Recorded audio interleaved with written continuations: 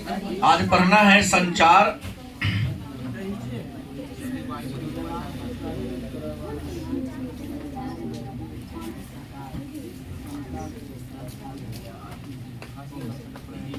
और संचार के साधन। क्या थोड़ा सा वायु परिवहन के बारे में और भी चर्चा हम करेंगे, पहले देख लेते हैं संचार और संचार के साधन। तो पहले जानते हैं कि संचार क्या है। तो पूर्व में भी आप सबको हमने बताया है कि संदेशों का आदान प्रदान, सूचनाओं का आदान प्रदान संचार कहलाता है। संचार का डेफिनेशन हमने दिया था,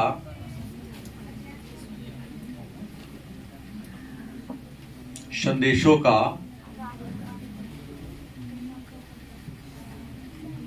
आदान प्रदान या सूचनाओं का आदान प्रदान संचार कहलाता है। संचार और संचार के साधनों का विकास का इतिहास बहुत ही पुराना है। पहले लोग संचार को मतलब अपने खबर को फैलाने के लिए, सूचना को फैलाने के लिए ताली पीटते थे। जंगल में जब कोई रहते सूचना देना कि मैं यहाँ हूं, कोई गायब हो गया, ताली पीट पीट करके ये संदेश देते कि ताली जब पीटेगा तो इंसान ही पीटेगा।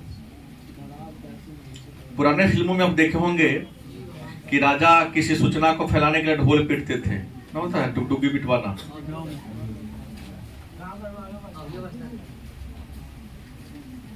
उसके बाद कोई भटक गया है रास्ता तो आग जला दिया जाता था। जंगल में है तो आग जला दिया। जैसे धुंध जब ज्यादा होता है और हवाई जहाज उतरना होता है तो एयरपोर्ट पर आग जला दिया जाता है, अगल बगल में थोड़ा सा, ताकि आकर धुआं ऊपर जाकर तो उसे लगेगा कि हाँ वहां पर एयरपोर्ट है। कई बार नहीं दिखता है तो सिंहा बजाकर, बांसुरी बजाकर। उसके बाद आया जब समय राजतंत्रीय शासन व्यवस्था आया तो पढ़ाया हूं इतिहास में, हरकरा, तेज दौड़ने वाले।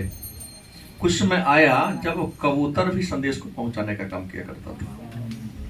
बाहुबली में तो चील पक्षी हैं के माध्यम से संदेश को पहुंचाया जाता था।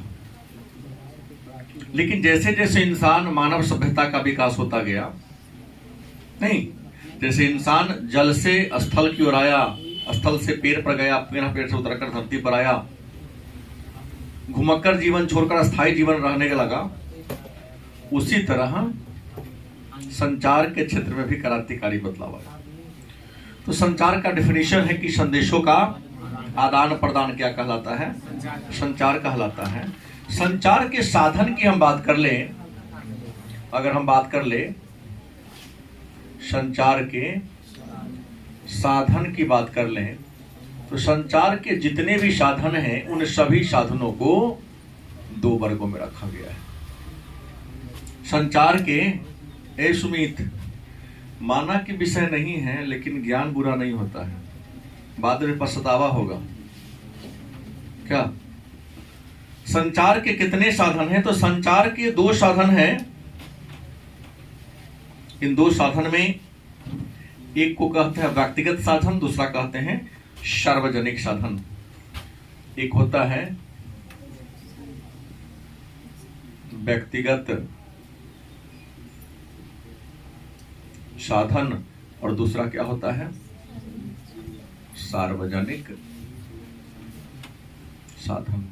मतलब संचार के अनेक सारे साधन हैं। सूचना को एक व्यक्ति से दूसरे व्यक्ति तक पहुंचाने के अनेक सारे साधन हैं, लेकिन उन सारे साधनों को कितने भागों में रखा गया है? दो भागों में रखा गया है। पहला कौन है? व्यक्तिगत साधन। कहोगे व्यक्तिगत साधन क्या है? तो जब कोई एक व्यक्ति मैसेज करे तो जिसको वो देना चाहे केवल उसी के पास पहुंचे, सबको न मिले। गलत सही? जैसे थोड़ा देर में आप लोग लिंक शेयर जो करना शुरू कर दे, हमने तुरंत वहां वापस ले लिया, देखे होंगे आप। इसके पीछे कारण सब्सक्राइब चैनल को नहीं किया हुआ है।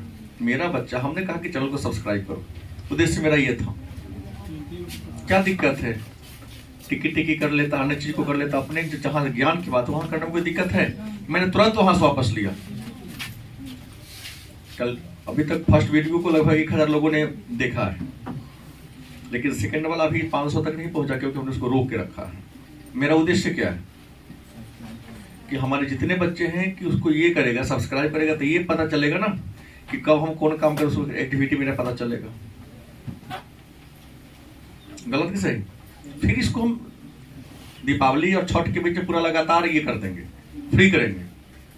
कुछ दिन तो कंट्रोल रखें, ताकि सबको मैं चाहता हूं एक खास समय पर हमसे जुड़ा रहे, 9:30 से 10 बजे तक मेरे साथ कम से कम रहे।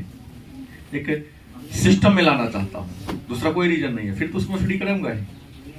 प्रश्न क्या है? व्यक्तिगत तो हम चाहते हैं कि हम दे संदेश तो हमारे बच्चा तक सीधा पहुंचे, किसी के माध्यम से ना जाए। चाहता व्हाट्सएप के माध्यम से आए, फेसबुक से माध्यम से आए, टेलीग्राम के नहीं, डायरेक्ट मेरे माध्यम से उनको पहुंचे। कि जैसे मैंने सूचना छोड़ा, आज सबके मोबाइल पर उसका नोटिफिकेशन क्या हो जाए। गलत से उसे क्या कहा जाएगा? हमने टेलीग्राम पर रखा, फेसबुक पर रखा, तो सबके लिए हो गया ना, सार्वजनिक हो गया ना। तो संचार के वैसे साधन जिसमें एक व्यक्ति का दूसरे व्यक्ति के पीछे वार्तालाप हो, तो ऐसे को हम क्या कहेंगे? अच्छा, व्यक्तिगत साधन में पत्र हो सकता है, मोबाइल हो सकता है, एसएमएस हो सकता है, ईमेल हो सकता है,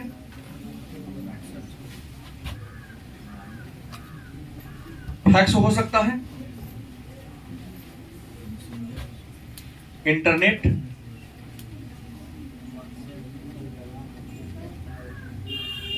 हो सकता है। क्योंकि ये ऐसे साधन है, हम जैसे फोन किए, मोबाइल किए, जिस पर करेंगे वही नहीं उठाएगा कि सब उठा लेगा। एसएमएस करेंगे तो जिसके मोबाइल पर एसएमएस मेरा जाएगा उसी को न मिलेगी कि हमने क्या आपको मैसेज किया है। तो संचार के वैसे साधन जिसमें एक व्यक्ति का दूसरे व्यक्ति से वार्तालाप होता है, संचार के कौन साधन कहलाता है? व्यक्तिगत साधन कहलाता है। सार्वजनिक, एक आदमी एक बार में अनेकों लोगों को संदेश पहुंचा दे, संदेश को एक जगह रखा जाए, लेकिन एक बार में हजारों लाखों करोड़ों लोग उसको क्या कर सके, देख ले, तो उसे क्या कहेंगे? सार्वजनिक साधन। सार्वजनिक साधन में आप ले सकते हैं रेडियो, टीवी, पेपर। गलत सही? उसके बाद सिनेमा, क्या पत्र पत्रिका, मैगजीन जो निकलता है उसमें छप गया, तो इंडिया टुडे हो या तापमान हो या जो भी हो, छप गया, जो भी खरीदेगा सब क्या करेगा? पढ़ेगा। तो प्रश्न है, संचार क्या है? इस बात को जान गए आप लोग? संचार के कितने साधन हैं, इस बात को भी जान गए? संचार क्या है, संचार के कितने साधन, इन बातों को जाने कि नहीं जाने? अब सवाल है, तो संचार के इन सभी साधनों में हमें एक चीज के बारे में आपको विस्तार से थोड़ा जानना पड़ेगा, वह है डाक। मतलब पहले के समय पत्र का आदान प्रदान किसके माध्यम से होता था? तो पोस्ट ऑफिस के माध्यम से। और आपको पता है ना कि पोस्ट ऑफिस, भारतीय पोस्ट दुनिया का सबसे बड़ा पोस्ट है। नहीं, लगभग 1.5 लाख से ज्यादा इसके पास ब्रांचेज हैं। हालांकि अब इसको बैंक में बदल दिया गया है। पोस्ट ऑफिस अब क्या हो गया? पूर्णतः बैंक हो गया, क्योंकि सूचना प्रौद्योगिकी के विकास ने आज पोस्ट ऑफिस की उपयोगिता को घटा दिया। जिस कार्य के लिए पोस्ट ऑफिस की स्थापना ब्रिटिश सरकार ने किया, भारतीय सरकार का नहीं है, अंग्रेजों की देन है ये, उसकी अब इसकी कोई महत्व है ही नहीं। चिट्ठी को आदान प्रदान करने के लिए हाँ थोड़ा मोड़ा इसका महत्व रह गया है, वही आधार कार्ड लाने के लिए, बैंक का चेकबुक लाने के लिए, पासबुक तो खैर बैंक ही आपको दे देता है, एटीएम वगैरह, क्रेडिट कार्ड वगैरह लाने के लिए इसका उपयोग अब रह गया है। हाँ, नौकरी का जो ज्वाइनिंग लेटर होता है, कुछ छोटे मोटे कार्य के लिए रह गया है। लेकिन अब पूर्णतः क्या हो गया है क्योंकि लोगों के पास अब टाइम कहाँ है। अब चिट्ठी लिखना है, आज लिखो, कल जाके पोस्ट ऑफिस में डालो और 10 दिन में पहुंचेगा, फिर वो पढ़ेगा, फिर डालेगा। बातचीत करने के लिए 1 महीना के पास टाइम किसके पास है? अब तो धैर्य है ही नहीं। 10 डिजिट डॉल के नहीं लगा, लगातार किया जा रहा है। अरे व्यस्त होगा नहीं, बिना देखे बेचैनी बढ़ती है तो बस वीडियो कॉल करो। तुम गलत ही सही। अब तो मोबाइल इंटरनेट का जमाना आ गया, लेकिन जो हमारा बेसिक चीजें हैं उनके बारे में तो जानना होगा। तो सबसे पहले डाक और पोस्ट ऑफिस, मतलब डाक सेवा की बात करें, भारत में अगर हम डाक तार की बात करें तो अपने भारत में सबसे पहले डाक तार के विकास के क्षेत्र में काम किया था 1766 में। किसने किया? लॉर्ड क्लाइव ने किया था। किसने किया? लॉर्ड क्लाइव एक अंग्रेज गवर्नर था जिन्होंने डाक के क्षेत्र में डाक प्रणाली की स्थापना अगर किसने किया तो आपको लॉर्ड क्लाइव ने किया था। डाक प्रणाली, संदेश को भेजने के लिए, चिट्ठी को भेजने के लिए डाक प्रणाली की सिस्टम, पोस्टल सिस्टम की स्थापना लॉर्ड क्लाइव के शासनकाल में हुई। कब हुई? 1700। उसके बाद 1774 में आपको पता होगा, 1774 में बंगाल का गवर्नर था। भारत का गवर्नर तो बना नहीं है, क्योंकि 1773 में रेगुलेटिंग एक्ट आया था। क्योंकि सब विषय को सबसे जोड़ने की थोड़ा सा जरूरत है। रेगुलेटिंग एक्ट, उसके बाद पिट्स इंडिया एक्ट, हालांकि उससे पहले एक्ट ऑफ सेटलमेंट आया था। तो रेगुलेटिंग एक्ट 1773 में आया। इस रेगुलेटिंग एक्ट आया उस समय बंगाल के जो गवर्नर थे उसको बंगाल का गवर्नर जनरल बना दिया गया, और बंगाल का पहला गवर्नर जनरल वारेन हेस्टिंग्स था। याद होगा, इतिहास ईमानदारी से पढ़े हैं तो इस समय कौन थे? वारेन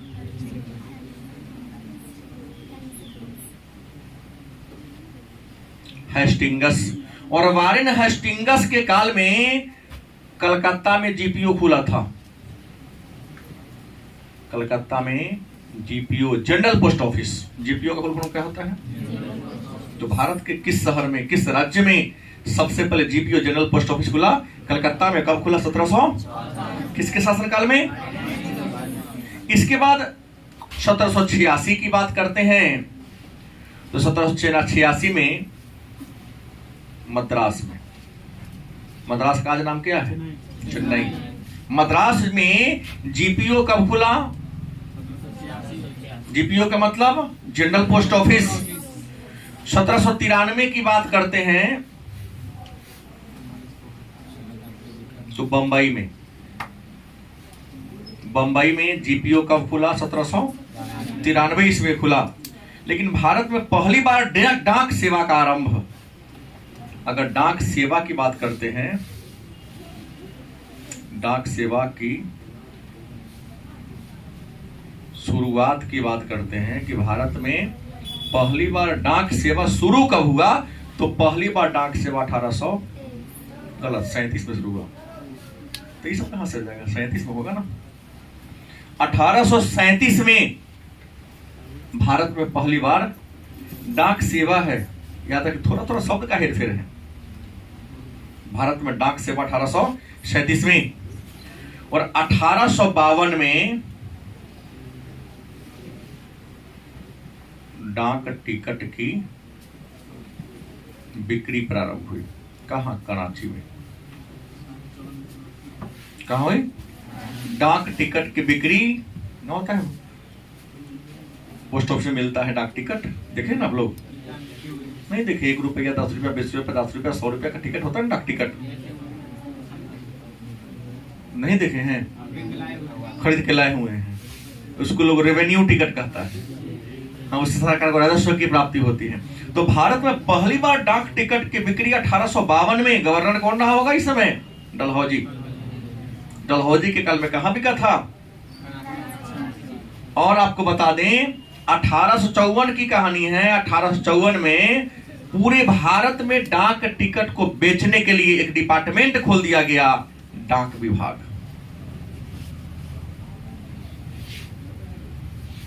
मतलब डाक विभाग की स्थापना कब हुई? हाँ, 1 अक्टूबर 1854 ईस्वी को। किसके शासनकाल में? डलहौजी रहा होगा। क्या बोले हैं? सॉरी, 1854 में। 1854 में लॉर्ड डलहौजी के शासनकाल में डाक विभाग, और यही 1857 के सिपाही के विद्रोह में समय पढ़ाया था कि 1854 में डाक अधिनियम पोस्टल एक्ट पारित हुआ। इस पोस्टल एक्ट के तहत भारतीय सिपाहियों को दी जाने वाली डाक सुविधा को समाप्त कर दिया गया। पहले निःशुल्क था, उसको निःशुल्क वाला खत्म कर दिया गया। कहा कि अगर आप भी चिट्ठी भेजना चाहते हैं तो आपको टिकट लगाना पड़ेगा। इसका भारत के सिपाहियों ने क्या किया था? विरोध किया, और यह भी सिपाही विद्रोह के लिए जिम्मेवार कारक बना था। गलत किसे? उसके बाद पूरे भारत में डाक टिकट की बिक्री कब शुरू हुई? मतलब डाक विभाग, देखिए डाक विभाग कहीं नहीं है, डाक प्रणाली है। कलकत्ता में जीपीओ है, मद्रास में जीपीओ है, मुंबई में जीपीओ है। डाक सेवा है। डाक टिकट की पहली बार बिक्री कराची में हुई, लेकिन डाक विभाग की स्थापना कब हुई? याद रखेंगे, ज्यादा इंपोर्टेंट है आप लोगों के लिए। और पहली बार डाक टिकट की बिक्री कहां हुई? 1800। कौन थे गवर्नर? लॉर्ड डलहौजी थे। कोई दिक्कत? और आपको बता दें कि एक और यहां पर क्रांतिकारी बदलाव आया था 1880 में ही, मनी ऑर्डर सेवा। मनी ऑर्डर, आप दिल्ली कमा रहे हो, बंगाल कमा रहे हो, अगर पैसा भेजना उस समय कोर बैंकिंग थोड़ी ना था, और बैंकों का नेटवर्क इतना नहीं फैला हुआ था, तो पोस्ट ऑफिस के माध्यम से ही पैसा भेजा जाता था। पुराने लोग आज भी जानते मनी ऑर्डर आया, हम मूवी में देखे हुए हैं। पोस्ट मास्टर लोग बड़ी बेईमानी करते थे, लोगों को बहुत ज्यादा घुमाते थे, पैसा निकाल के खर्चा कर लिया, अभी ना लो, हाँ अपन काम निकाल लिया, एक आध महीने तक घुमा रहा है उसको। सुनने में आता है, ऐसा तो हम लोग को कभी झेलने का मौका नहीं मिला, कारण कि घर के कोई लोग बाहर रहा ही नहीं। बात समझ गए? तो मनी ऑर्डर सेवा कब शुरू हुआ? और 1882 की बात करते हैं। 1882 में मुद्रा जमा योजना, मतलब पोस्ट ऑफिस में भी आप रुपया को जमा कर सकते हैं, और एक निश्चित समय के बाद आपको पोस्ट ऑफिस में क्या देगी? सुविधा कुछ देगी। उसके बाद 1884 की बात करते हैं तो डाक जीवन बीमा शुरू हुआ था।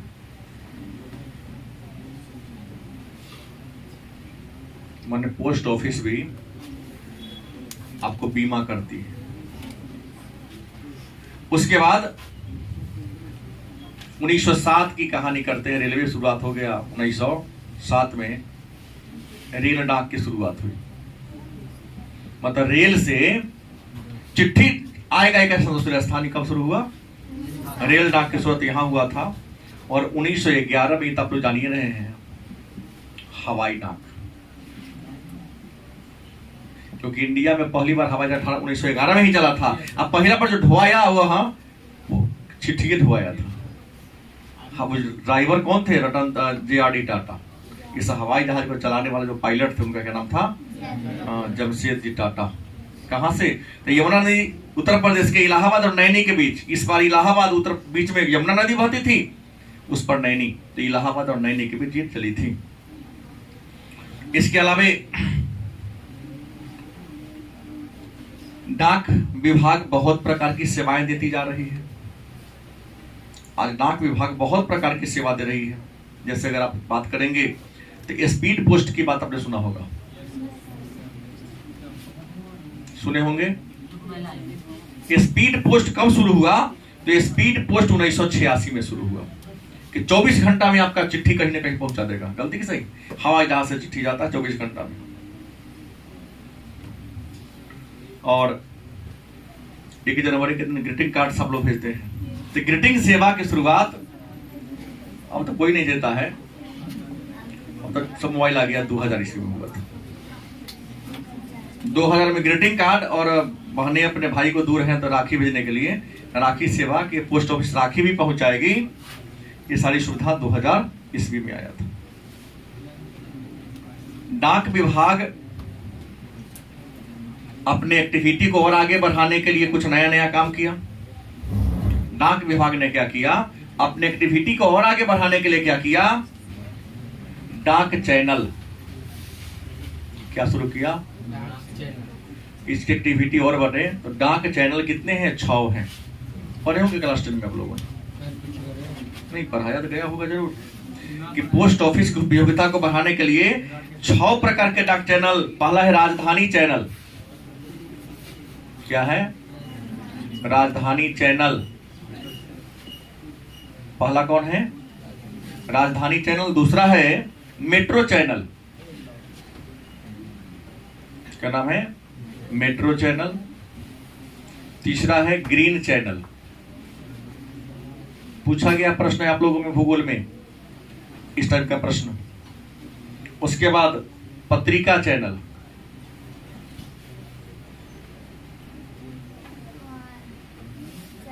उसके बाद बात करते हैं भारी डाक चैनल। भारी डाक चैनल। और छठा नंबर में है व्यवसायिक चैनल। तो डाक विभाग ने, पोस्टल डिपार्टमेंट ने अपने ग्राहकों को आकर्षित करने के लिए कितने प्रकार के चैनल शुरू किया है? 6 प्रकार के। 2 अंक का प्रश्न आ सकता है, यह वस्तुनिष्ठ में डाल सकता है कि इसमें डाक विभाग के द्वारा कौन सा चैनल नहीं शुरू किया गया है। 6 को है इसमें, जो ऑप्शन में ऑड होगा उसको आप दे सकते हैं। गलत कि सही? आपको बता दें, डाक विभाग तो खुल गया लेकिन चिट्ठी लगा गायब होने। कौन चिट्ठी कहा जाए? कई बार थोड़ा थोड़ा से, जैसे बोलने के क्रम में या लिखने के क्रम में भी कुछ मिस्टेक कभी कभी कर देता हूं। इंसान है तो मिस्टेक तो होगा। अब दिल्ली का चिट्ठी चला गया कहां? मुंबई। अब मुंबई के चिट्ठी चला गया कलकत्ता। तो हुआ कि इसमें सुधार किया जाए। तो डाक विभाग में सुधार लाने के लिए कि कुछ गड़बड़ी ना हो, चिट्ठी सही जगह पढ़ी जाए, तो आपको बता दें 1972 ईस्वी में क्रांतिकारी बदलाव आया। एक शुरू हुआ PIN, पिन कोड की शुरुआत। PIN मतलब पोस्टल इंडेक्स नंबर। क्या होता है? Postal index number. मतलब भारत में पिन कोड की शुरुआत कब हुई? Postal index number. और पिन कोड में कितने डिजिट होते हैं? तो पिन कोड में 6 गो डिजिट होते हैं। भारत है, पढ़ लिया। भारत के किसी राज्य का पिन कोड देखो, किसी भी शहर का पिन कोड देखो, कितने डिजिट होते हैं? पिन कोड में ओनली 6 डिजिट होते हैं। कि गलत बोल रहा हूं? 6 डिजिट ही होते हैं पिन कोड में। और पिन कोड में 6, जैसे हम सीतामढ़ी का, जहां मैं हूं, हम बिहार का एक ले रहा हूं, सीतामढ़ी का क्या है? 8 4 3 3 0 2। कै गो हुआ? हाँ, डुमरा वाला का 1 होगा। डुमरा का 1 होगा। 0 2 सीतामढ़ी शहर का। डुमरा जिसका अगल बगल में घर होगा, डुमरा का 1 है। हम लोगों का सीतामढ़ी वाला का 2 है। रीगा वाला का जाओ चेंज हो जाएगा फिर। तो ये है सोनबरसा साइड में चेंज होगा। 19 है, 30 है। अब देख लो क्या चीज। देखो पिन कोड में कितना डिजिट होता है? ध्यान दो, भला नहीं। पिन कोड में कितने डिजिट होता है? 6। इसका जो पहिलका जो है ना, पहिलका डिजिट, यह सूचित करता है राज्य को। क्योंकि बिहार से झारखंड अलग है, तो बिहार और झारखंड का पहिलका कोड क्या है? 8। 8 का मतलब है बिहार, न तो झारखंड।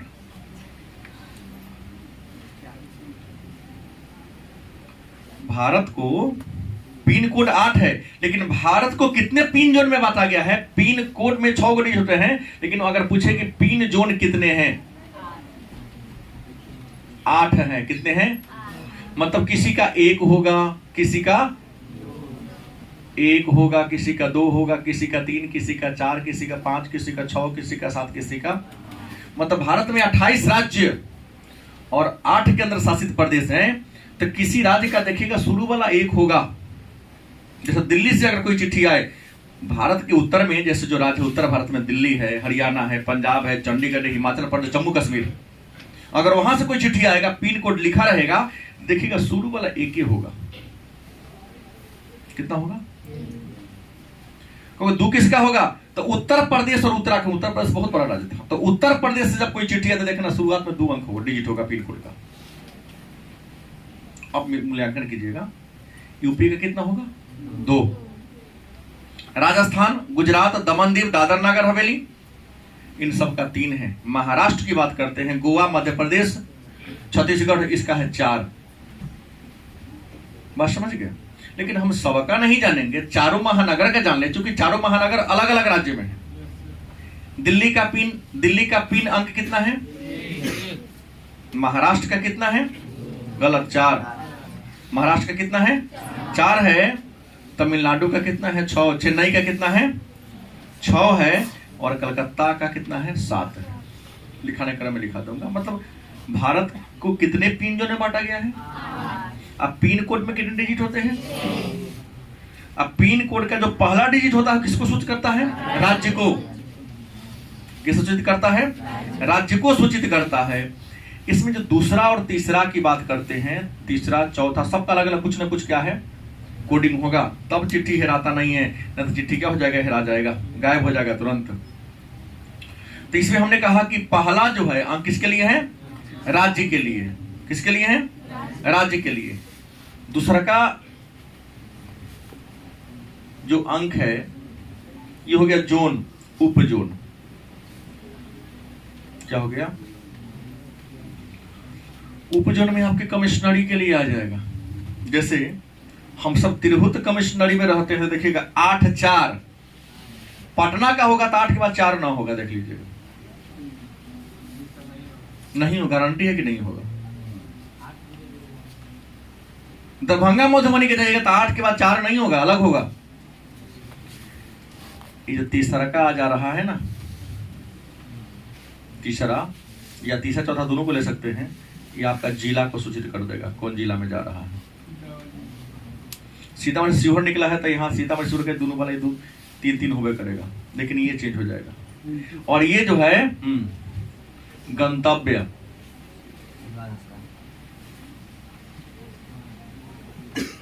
कोना पोस्ट ऑफिस में जाएगा, क्योंकि हर क्षेत्र का एक पोस्ट ऑफिस होता है, उसका एक कोड दिया जाता है। जैसे हमने कहा डुमरा वाले के लिए क्या है? 01 है। तो 01 होगा तो डुमरा में जाके फेंक देगा। अब डुमरा वाला लोकल समझेगा कि कौना गांव की चिट्ठी है। क्या जी? 30 होगा तो सोनवर्षा साइड में फेंक देगा। सुरसंड का कोई अलग होगा, पुपड़ी का अलग होगा, परिहार का अलग होगा, नानपुर का अलग होगा, पोखरा का अलग होगा। सीतामढ़ी में 17 प्रखंड है ना, तो लास्ट वाला 2 डिजिट जो होगा चेंज होता जाएगा। ये 4 गो सीतामढ़ी के लिए तो, ये शिवहर के लिए तो 4 गो सेमे है। बस समझ। अंतिम 2 गो जो है क्या होते रहता है? चेंज होते रहता है। कोई दिक्कत है? तो ये संचार के क्षेत्र में क्रांतिकारी बदलाव आया है भारत में। और संचार के क्षेत्र में क्रांतिकारी बदलाव लेने के क्रम में अगर इंटरनेट की बात करते हैं तो सबसे अधिक तेज गति से आया कौन? इंटरनेट। और विश्व में सबसे पहले इंटरनेट की शुरुआत कहाँ हुई थी? अमेरिका में हुई थी। कहाँ हुई थी? अमेरिका में हुई थी। लेकिन भारत में इंटरनेट की अगर रियल में शुरुआत करते हैं तो भारत में इंटरनेट रियल में आया था 1988 में। कब आया था? लेकिन बड़े पैमाने पर शुरू कब कर दिया गया था? 1995 में। इसलिए जब भी तब तो क्या मार देते हैं? 95 मारते हैं। लेकिन आ गया था 88 में। मोबाइल राजीव गांधी के आए थे उस समय क्रांति थे। मोबाइल से बात करने वाले जो पहला व्यक्ति थे, 2 व्यक्ति जिन्होंने मोबाइल का यूज किया था, वह था पश्चिम बंगाल के मुख्यमंत्री ज्योति बसु और भारत के सूचना प्रसारण मंत्री सुखराम। भारत में पहली बार मोबाइल का यूज यही दोनों व्यक्ति ने किया था, क्योंकि सूचना प्रसारण मंत्री थे सुखराम और ज्योति बसु तो करीब 4 या 5 बार पश्चिम बंगाल के मुख्यमंत्री रहे। अभी कुछ वर्ष पहले मरे हैं। उसके बाद ममता बनर्जी का दीदी रिकॉर्ड तोड़ेगी, नहीं बनच्चर है तोड़ेगी। अगर अब मरे ना छूतहर फूटे वाली कहानी है, ऐसी ऐसी कथा है। देखिएगा घर में तुम्हारे मिट्टी का बर्तन जल्दी टूट जाएगा। मरघटिया में जो फेंक दिया रहता है हड़िया उड़िया, कितनों लाए भैंसी बैल बकरी ला तुम्हारे कोई फर्क नहीं पड़ता, वही सनके में से हुए। हाँ नामो है ममता फिर बनर्जी, मन हम लोग बिहार में बनचरे करते हैं, बस से बनर्जी बस से बनर्जी, इसको पता नहीं चलता है। खैर मुद्दे पर आई तो ये वाली बात है।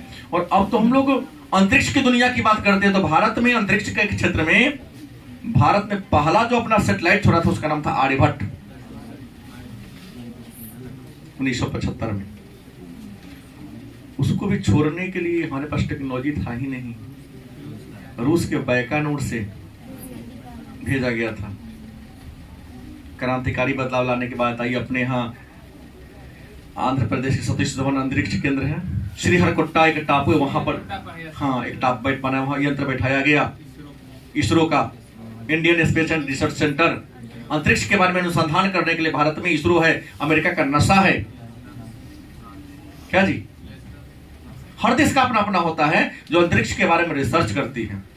तो भारत ने तो पहले आर्यभट्ट भेजा दूसरे की सहायता से, लेकिन आज भारत अंतरिक्ष के क्षेत्र में इतना आगे बढ़ गया है, सबसे कम बजट में अंतरिक्ष में सैटेलाइट को स्थापित करने वाला दुनिया का पहला अगर कोई देश है तो इंडिया है। और अपने रॉकेट पर एक बार में 104 सैटेलाइट को रख के एकदम सुरक्षित पहुंचाता है। अमेरिका वाला तो मजाक उड़ा रहा था। अरे अमेरिका वाला मजाक क्यों नहीं उड़ाएगा, उसने एक रिवॉल्वर बनाया, कहा इसका इतना कीमत है 500 मीटर रेंज, 100 मीटर रेंज को क्या करेगा, 500 गलती बोला गया, ये चला सकता है। कि बिहारी देख लिया, कहा कि ठीक है इसको हम खरीदेंगे। अब पूरा देखा जोगा तो स्प्रिंग थोड़ा सा लूज है, टाइट कर दिया, कहा इसको हम 3 गुना दाम में बेचेंगे, क्योंकि ये हो गया आपका 100 मीटर नहीं, इस पर 500 मीटर जाएगा। तो किया कैसे, ये क्या ना जुगाड़ बता देंगे, तो हमारा अपना है, गलत किसे। तो बुद्धि के लिए विश्व में हम सब बिहारी फेमस है, जुगाड़ टेक्नोलॉजी के लिए। संसाधन से तो सब आगे बढ़ता, बिना संसाधन के आगे चले तब ना। नहीं, साइकिल के चक्का ना खादना चाह के हम लोग बिजली पैदा कर लेते हैं।